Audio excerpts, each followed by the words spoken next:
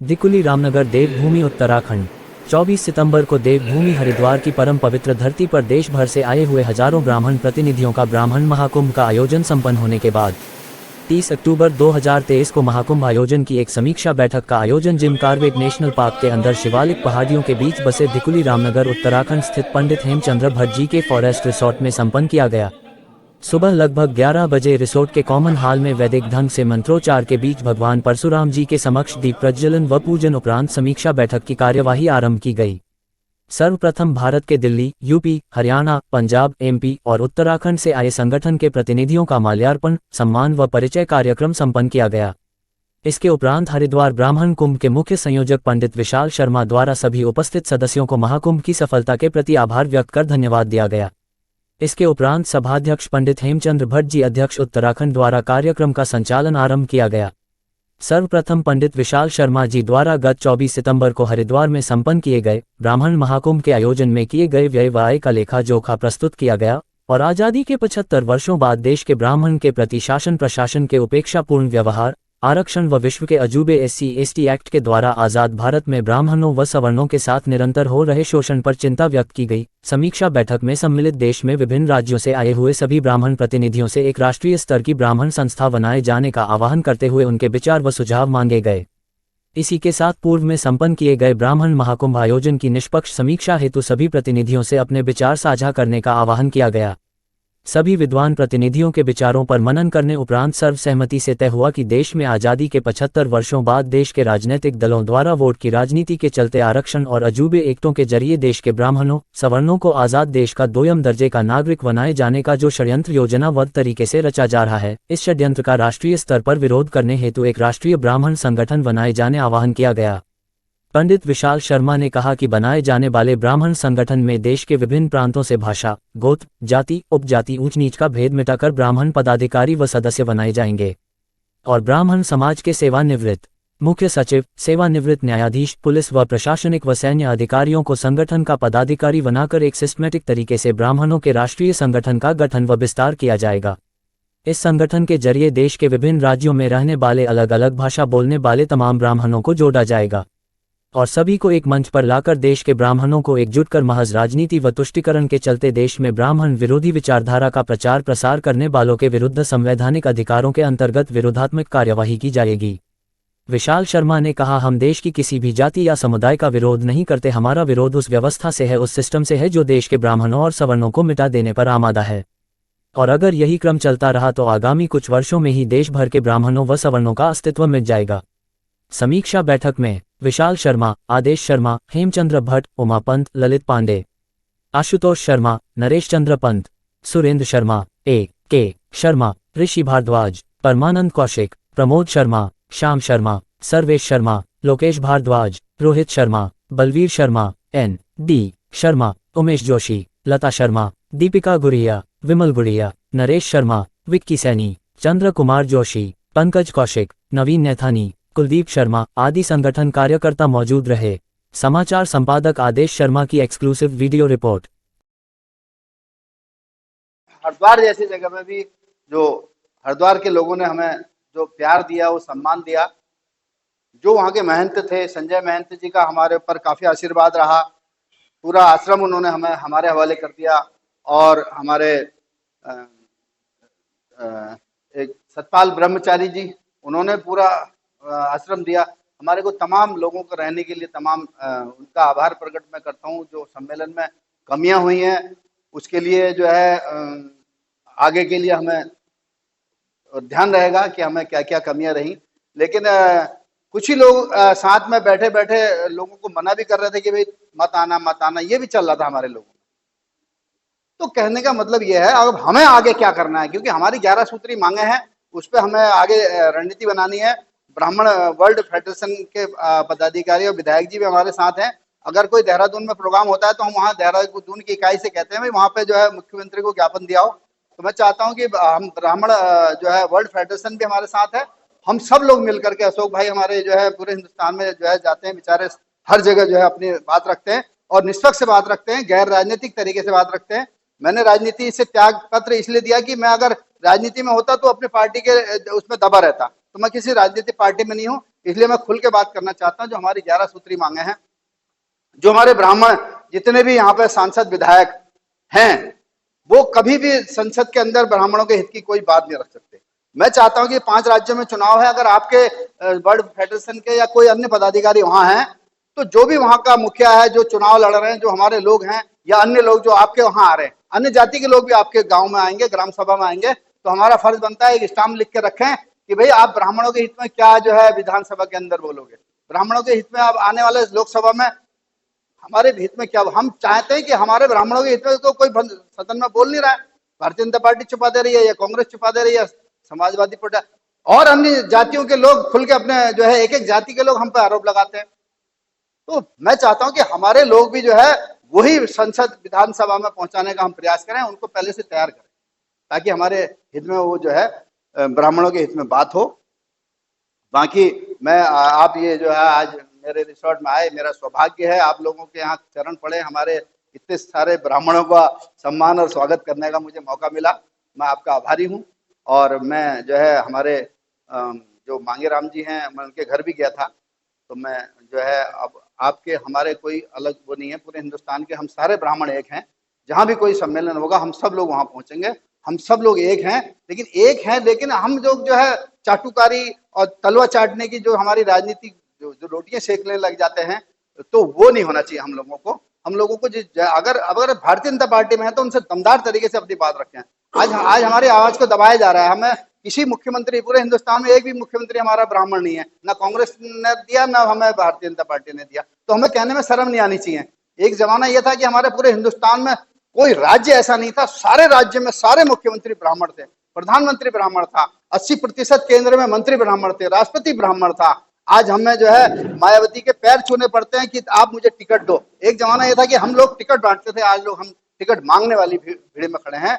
तो यही कारण है कि हम लोग जो है अपनी आवाज को उठा नहीं पा रहे हैं, अपने लोगों को हम जो है सम्मान नहीं दे पा रहे हैं, जो है हाँ, इसलिए जो है राजनीतिक पार्टी की चमचागिरी और तालू चाटने वाली राजनीति को हमें नहीं करना चाहिए। और हम संगठन के मुखिया हैं, हम लोग पूरे हिंदुस्तान में जो चाहे वो कर सकते हैं। हम लोग इन्हीं नेताओं को जो है जाकर के बता सकते कि भाई हमारे हित में ये 11 सूत्री मांगे हैं, इन पे आप क्या कर सकते हो।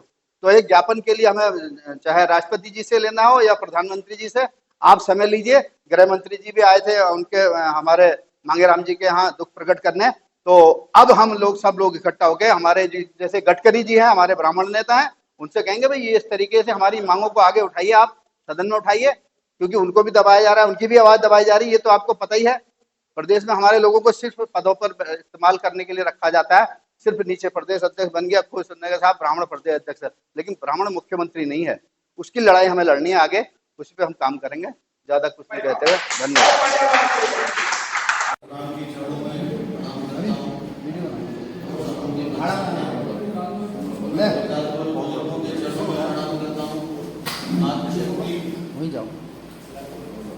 सबसे बड़ी बात यह है कि विशाल भाई, लोग पद को लेकर समाज को भूल जाते हैं। मैं सीधा जाता हुआ उदाहरण दूं, अगर आप गूगल पे सर्च करेंगे 2015 में 1 लाख वोटों से जीता था दिल्ली, चालू कर यार। हाँ, दिल्ली की सबसे पहली जीत दी थी।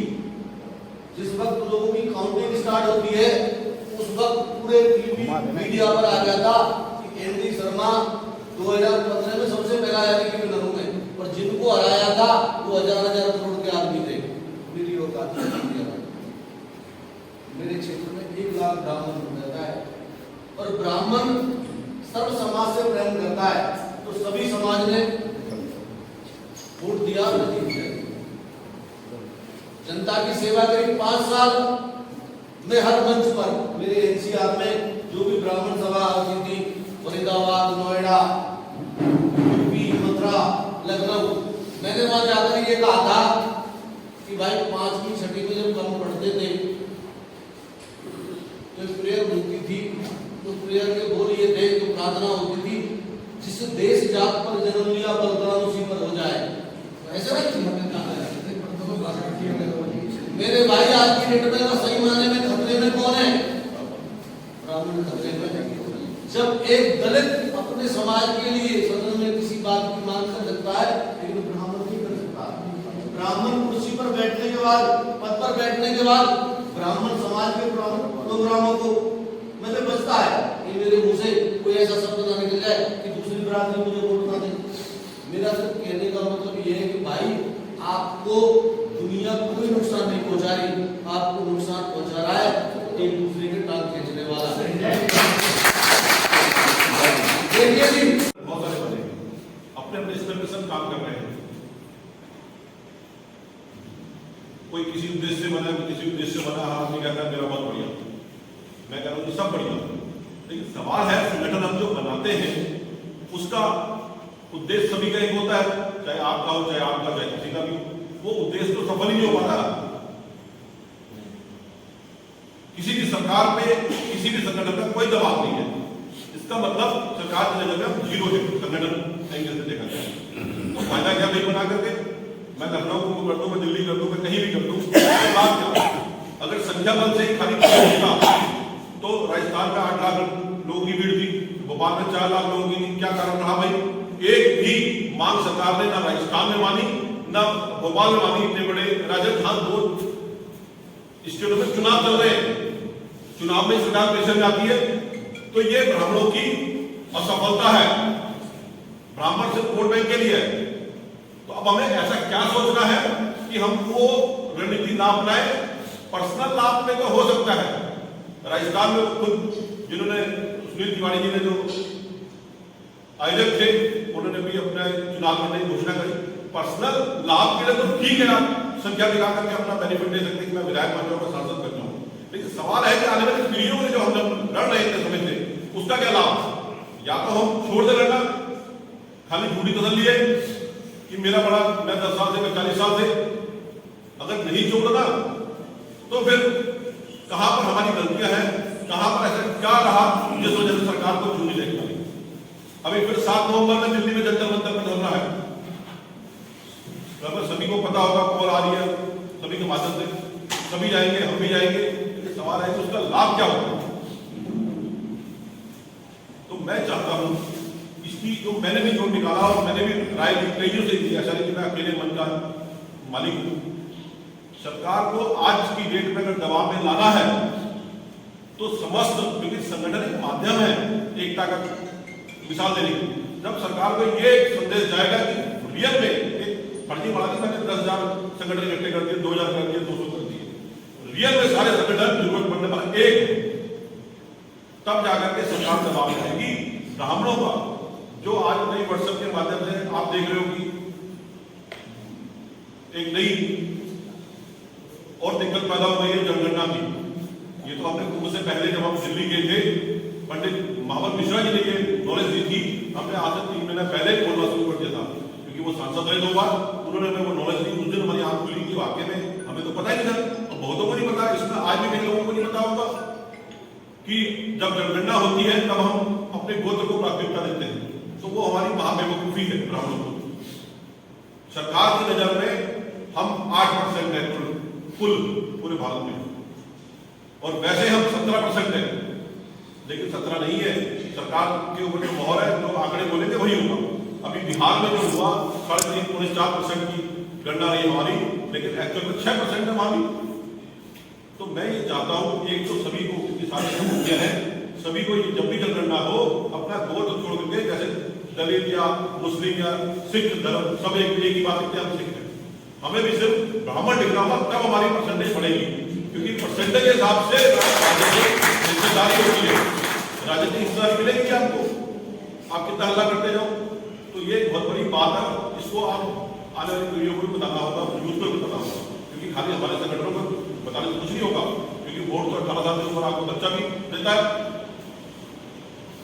तो एक ऐसा नाम आज खोजना है जो सर्वसम्मति से बने, और जिसको हम चाहते हैं सनातन भी, जिसको स्वर्ण बोलते हैं, वो भी हमारी लड़ाई में साथ दे। क्योंकि आरक्षण की लड़ाई हमारा मुख्य मुद्दा है, एसटीएफ का दुरुपयोग हमारा मुख्य मुद्दा है। तो मुद्दे खाली ब्राह्मणों के भरोसे नहीं जीत जाते। आइए हमारे बीच में आइए